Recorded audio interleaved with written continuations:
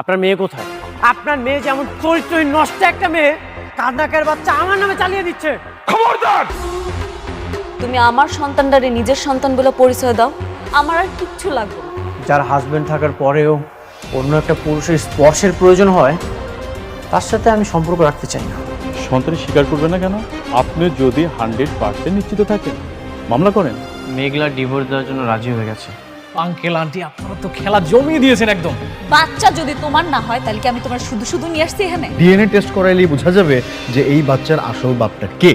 Thank you sir, এত সুন্দর একটা উপায় বের করে দেওয়ার জন্য। আশা করি আমি এই সকল ঝামেলা থেকে মুক্ত হতে পারবো।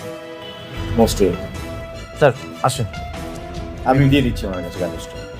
আমি বাইরে দাঁড়াচ্ছি।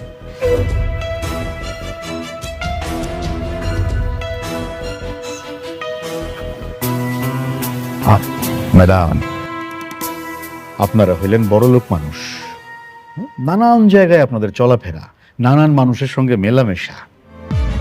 ডিএনএ টেস্ট করলে কিন্তু বের হয়ে আসবে যে সন্তানের আসল বাবা কে।